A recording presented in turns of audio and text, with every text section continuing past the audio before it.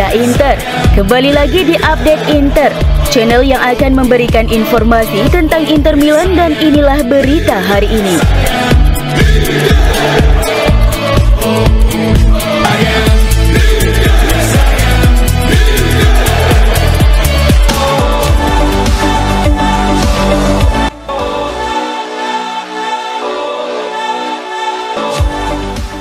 Simone Inzaghi tidak akan mengubah formasinya. Selama ini pelatih Nerazzurri selalu menggunakan skema yang sama karena terbukti efektif. Mengubahnya bisa membingungkan pemain, seperti yang terjadi saat melawan Napoli. Ketika formasi diubah menjadi 4-4-2, pemain seperti Dumfries kebingungan dan tidak mengikuti instruksi dengan jelas. Meski beberapa pemain sayap absen, formasi 3-5-2 tetap akan digunakan karena hanya membutuhkan 2 pemain sayap. Mengubah formasi berarti harus menurunkan 4 pemain sayap yang akan membuat pelatih kesulitan. Pelatih sepertinya tidak berniat bereksperimen dan akan menyesuaikan pemain yang ada dengan mengganti posisi jika diperlukan selama pertandingan. Serangan tidak akan jadi masalah dengan Lautaro dan Thuram tetap menjadi andalan. Lautaro akan tetap sebagai penyerang utama, sementara di belakang ada Pavard di kanan, Acerbi di tengah, dan Bastoni di kiri. Di lini tengah, Barella, Zielinski jika Calhanoglu absen, dan Mkhitaryan akan mengisi posisi tersebut. Dumfries akan tetap di kanan karena itu posisi terbaiknya, sementara di kiri dia lebih kesulitan. Untuk menggantikan Di Marco dan rekan-rekannya, pelatih punya beberapa pilihan. Bisek yang bisa bermain di kedua sisi sayap meskipun lebih efektif di kanan, Bastoni yang sudah terbiasa maju dalam sistem Inzaghi, dan Fratesi pemain cepat yang bisa memberi kontribusi bagus. Semua keputusan tetap ada di tangan pelatih untuk memilih solusi terbaik.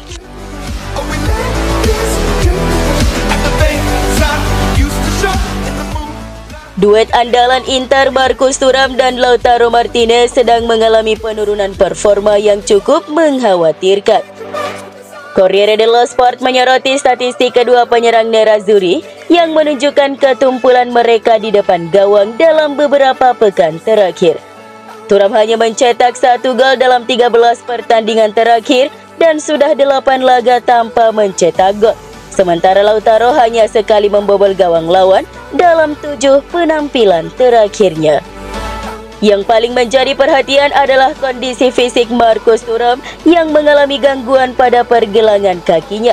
Mantan pemain Lahbah ini sudah 2 kali mengalami masalah fisik di tahun 2025, termasuk saat Supercopa di awal tahun. Rentetan cedera ini membuat performanya naik turun dan membatasi dampaknya di lapangan, tulis Corriere. Striker asal Prancis itu terakhir kali mencetak gol lebih dari 1,5 bulan lalu, tetapi para tifosi Inter berharap atmosfer Liga Champions dapat membangkitkan kembali naluri golnya saat menghadapi Feyenoord di babak 16 besar. Dengan jadwal padat dan tekanan besar, Inter membutuhkan tular kembali dalam performa terbaik mereka demi menjaga peluang juara di berbagai kompetisi.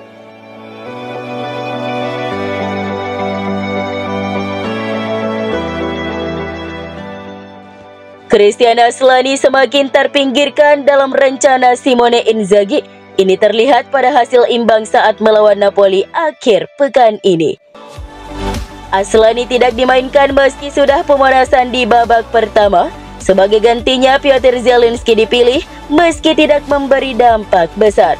Hierarki kini jelas dan sepertinya Aslani akan pergi musim depan, terutama dengan tawaran yang bisa mencapai 25 hingga 30 juta euro. Meskipun Aslani mendapat kesempatan musim ini, termasuk saat Calhanoglu absen, performanya menurun dengan banyak kesalahan dan kesulitan menemukan ritme permainan. Inzaghi lebih memilih Zielinski yang lebih berpengalaman dan efektif, sementara Aslani cenderung bermain terlalu hati-hati. Aslani masih punya peluang tampil di beberapa pertandingan mendatang, namun masa depannya akan dievaluasi pada transfer musim panas. Beberapa klub asing tertarik, termasuk Fiorentina yang pernah menunjukkan minat pada musim panas lalu dan bisa kembali mengajukan tawaran, mungkin dengan harga lebih rendah.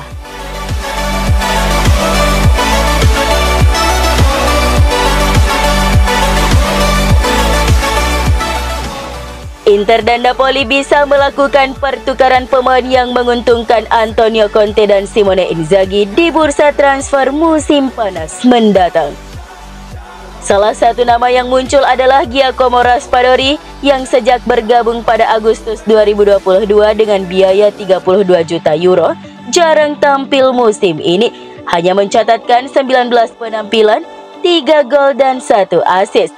Meski begitu, potensi pemain 25 tahun ini tetap menarik bagi Inzaghi dan Marotta. Raspadori bisa menjadi alternatif penyerang bagi Inter, terutama dengan kemungkinan kepergian Marko Arnautovic dan Joaquin Correa yang kontraknya berakhir pada 30 Juni. Manajemen kedua klub mungkin akan membahas pertukaran pemain ini setelah pertandingan, mengingat Raspadori menjadi incaran utama Inter sejak beberapa musim panas lalu. Di sisi lain, Davide Fratesi, gelandang Inter yang jarang mendapat kesempatan bermain, bisa jadi bagian dari pertukaran. Meski sempat dikaitkan dengan Roma pada Januari lalu, Fratesi tetap bertahan di Inter. Dengan nilai kedua pemain sekitar 30 juta euro, pertukaran ini akan memperkuat lini serang Inter dan menambah kualitas lini tengah Napoli. Gaji kedua pemain pun serupa. Fratesi mendapatkan gaji 2,8 juta euro per tahun di Inter hingga 2028, sementara Raspadori memiliki gaji 2,5 juta euro. Diskusi lebih lanjut tentang pertukaran ini kemungkinan besar akan dilakukan setelah musim berakhir, saat persaingan Scudetto selesai.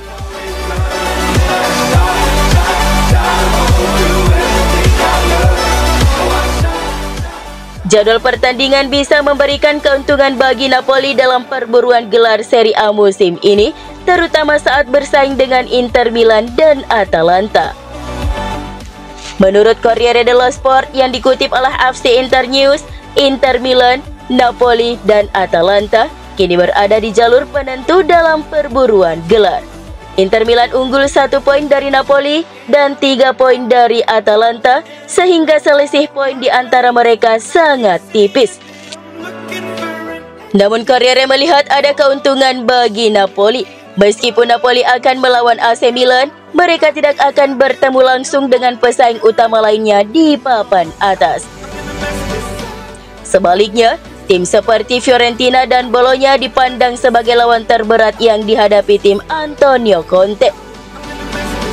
Di sisi lain, Inter dan Atalanta harus saling berhadapan sebelum jeda internasional yang bisa menguntungkan Napoli. Setelah itu, Inter akan melawan tim-tim seperti Roma dan Lazio, sementara Atalanta akan berhadapan dengan Lazio, Milan, dan Roma. Selain itu, Inter Milan masih berlaga di Liga Champions dan Coppa Italia, sementara Napoli dan Atalanta sudah tidak terlibat lagi di kompetisi piala.